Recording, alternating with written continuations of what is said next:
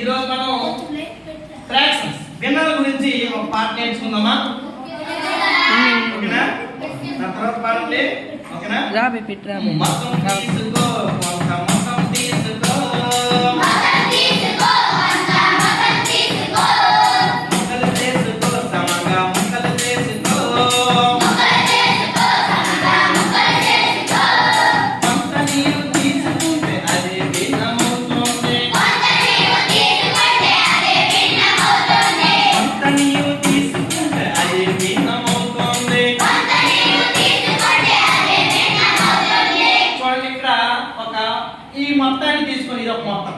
ఒక వస్తువునే కాదు కొంత మొత్తం తీసుకుని ఆ మొత్తాన్ని కొన్ని సమాన భాగాలు చేయాలి. చూడండి, ఈ మొత్తాన్ని నేను ఎన్ని భాగాలు చేశాను లెక్కండి. 8 పార్ట్స్ చేసి అందులో ఈ మొక్క ఈ మొక్క ఈ మొక్క ఇది 3 మొక్కలు తీసుకున్నాను. అదే ఒక ఫ్రాక్షన్. మొత్తాన్ని 8 పార్ట్స్ చేశాను, అందులో 3 తీసుకున్నాను. అది ఒక ఫ్రాక్షన్. అది ఒక ఫ్రాక్షన్. అంటే మొత్తం తీసుకోవాలి, దాన్ని సమాన భాగాలు చేయాలి, అందులో కొంత తీసుకోవాలి. ఏదైనా పర్వాలేదు, దాన్నే ఫ్రాక్షన్. అవును కదా? దాన్ని తెలియజేస్తే ఒక పాట. ఓకేనా? అలాగే పాడండి. మొత్తం తీసుకో కొంత మొత్తం తీసుకో మొక్కలు తీసుకో సమగా మొక్కలు తీసుకో కొంత నీవు తీసుకుంటే అదే భిన్నమవుతుంది. చేసిన భాగాలను క్రిందిన రాయు, తీసుకున్న భాగాలను పైన రాసుకో.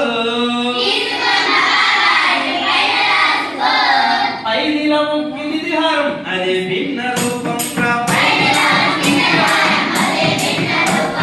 మొత్తం తీసుకో మొత్తం తీసుకో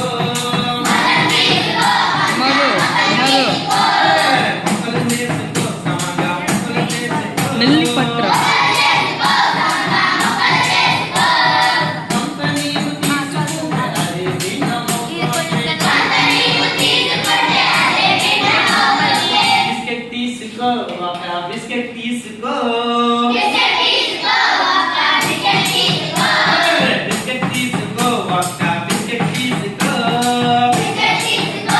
లైటింగ్ తక్కువే ఉంది కుమారు. వచ్చింది ముక్కలు చేసుకో సమంగా 2 చేసుకో.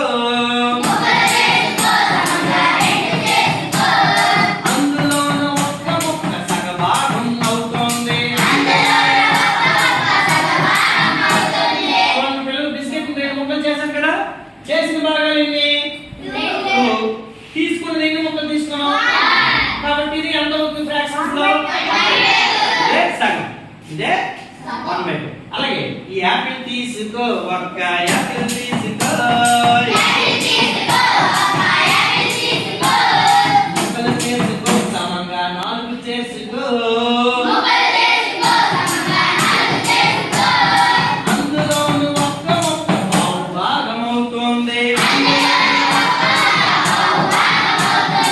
అందులోని ఒక్క ముక్క పావు భాగం అవుతుంది.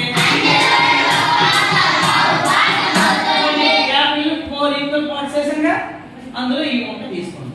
చేసిన భాగాలు ఎన్ని? అది కింద రాస్తాం. ఎన్ని భాగాలు తీసుకున్నాను?